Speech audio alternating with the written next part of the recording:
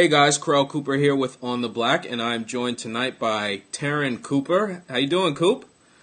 Oh, I'm doing great. Thanks, Kate Coop. Yeah, it's weird to call someone else Coop because I'm used to being called Coop. Okay. Well, I mean, obviously, I have many family members who also go by Coop. Yeah, I yeah. have a cousin out in San Francisco who, when I call him, it's like, "This is Coop. Leave a message." I'm like, "I'm suing you for libel, Mark. It's copyright Yeah. infringement. You're not Coop. I am." Right. So there is a little bit of territory going on there. I hear you. I hear you. But yeah, So, to finally meet you. yeah, same It here, is same here. exciting. So, for the viewers out there who may not be that familiar with you, why don't you tell a little bit about yourself? And I know you currently are blogging at Kinder's Corner, but you've also had your own site in the past, and you've also done things on Mesmerized and other places too. So, why don't you tell the Right. viewers a little bit about yourself?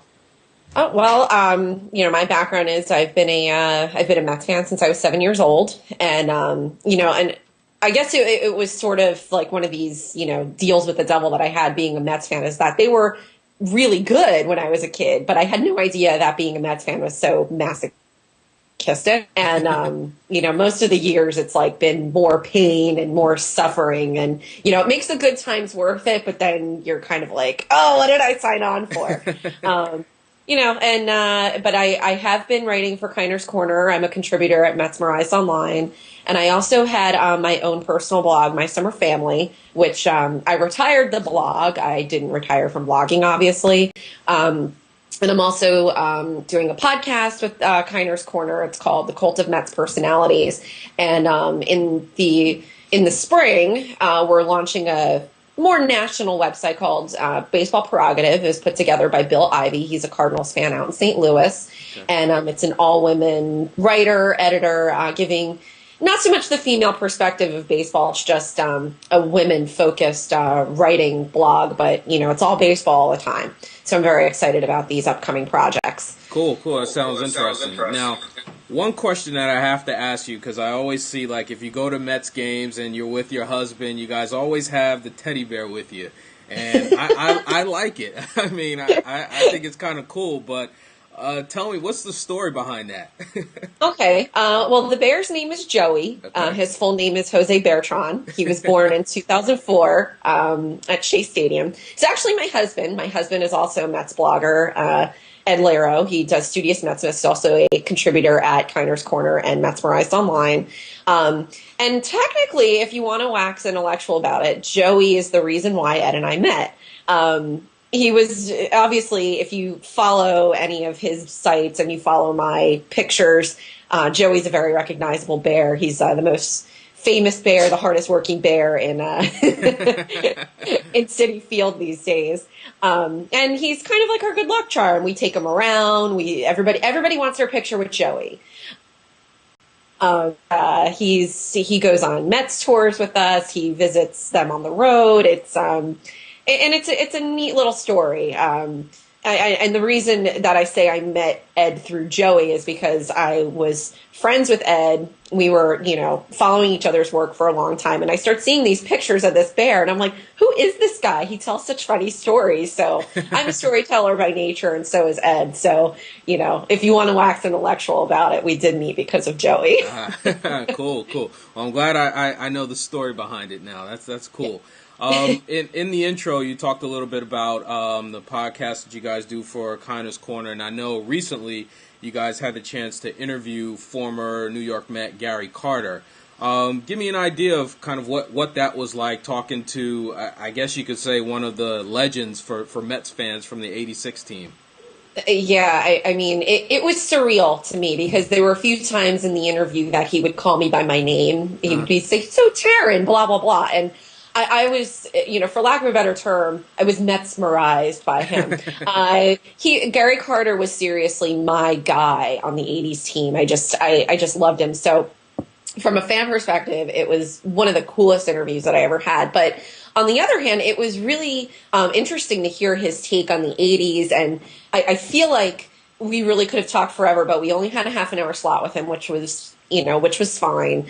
But talking about his feelings on the '80s teams and what he felt was missing in '88, how he felt. And he wasn't the only person that said this, but he felt very strongly that when Frank Cashin traded Kevin Mitchell after the 86 season, that, the team kind of not so much fell apart, but they just weren't the same. They didn't have that same dynamic, that spark plug.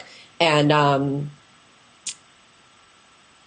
unfortunately, some of the things that I did want to ask him if we had more time would have been how he views players of today. I mean, in the 80s, forget about, and I don't think it was just the Mets. It was, there was no camaraderie. There was no slapping somebody's butt when they come to third base. It's, we're going to rip your heart out and we're going to play without a limb because we really want to beat you guys bad. Right. And I mean, save some time, Carlos Beltran taking Chase Utley out with a slide and maybe a retaliation pitch every now and then. You really get like this kind of different dynamic with baseball today. And it would have been cool to ask him about what he feels about that now. Yeah, cool. Well, for those of you watching this video, I'm actually going to link to that podcast below this video. So for those of you watching, be sure to check out that interview that they did.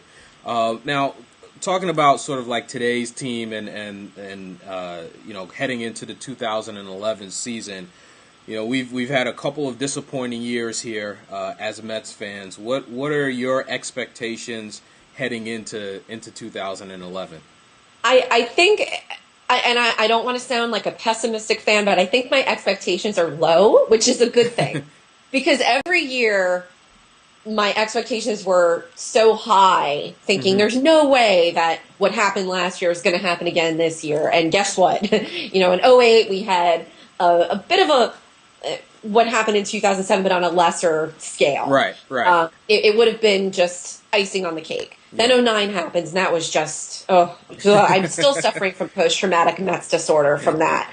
And then in 2010, it was kind of like, okay, finally.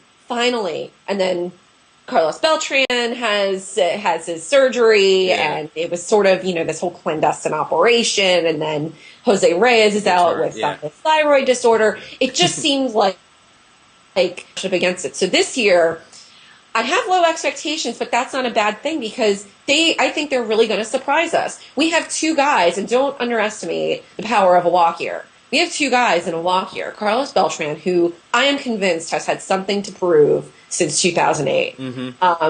So there's that. And then there's Jose Reyes because he's kind of like, hey, how much money am I going to make on the open market? This is kind of cool. Right. I think that the pitching staff, warts and all, is it's going to be formidable. I mean, obviously, losing Johan Santana isn't the best scenario, but I think that they're going to have enough pieces to kind of hold down the fort. And with everything clicking, and as long, cross your fingers that no one gets hurt, I think that, they could surprise us. I mean, I don't want to sound too optimistic because there's that whole like, oh, you're drinking the Kool-Aid or, glass half full, glass half empty. I'm kind of like, no, I've suffered enough with this team. It's not glass half full, not glass half empty. It's bartender, give me a refill. I need a full glass here. I need something to make this go down. So there's going to be an interesting dynamic. And I think it's going to be really interesting to see them play against the Phillies with their, foursome, fearsome. The pitching staff and even Braves. Yeah. Well, I mean, like you said, I'm cautiously optimistic this year.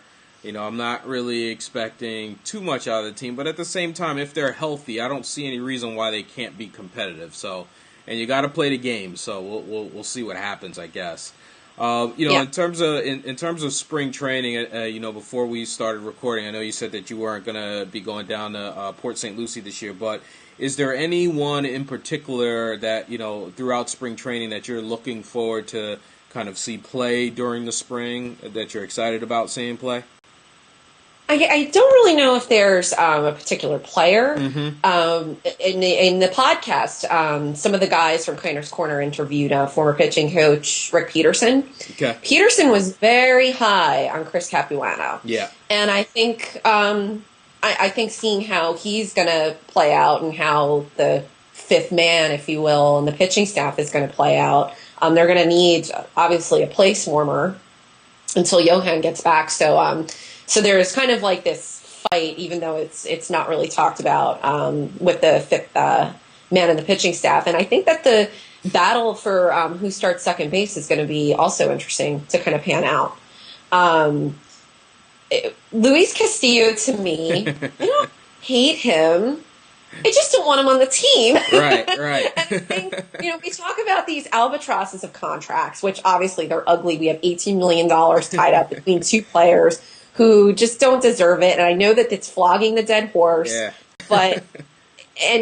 But to me, Luis Castillo is more movable. Like, he can still play somewhat. And if you eat 50% of his salary to ship him off somewhere, if somebody wants him, if he performs well in spring training, take the deal. Pay him $3 million, send him on his way, and have the other team, if we can even get that much. I mean, I have a feeling it'll be more like, $4.5 million we'd be eating to send him away to make him out somebody else's headache. But we've heard a lot about Daniel Murphy. Having never seen him play second base, that's clearly going to be the easiest way for anybody to get to the big club, is if they can play second base. So I think that whole drama in and of itself is going to be kind of cool to see how that pans out in spring training. Right. Well, hey, Taryn, I want to thank you for taking a few minutes to answer some questions for me. And for those of you out there watching this, be sure to check Taryn and the rest of the gang out over at Kiner's Corner. Thanks, Taryn. I appreciate it. Thank you for having me. We got to meet up at a game this year. No excuses. Yeah, definitely. We definitely do. And make sure you bring the bear, too. All right. He's always there. He always comes. All righty.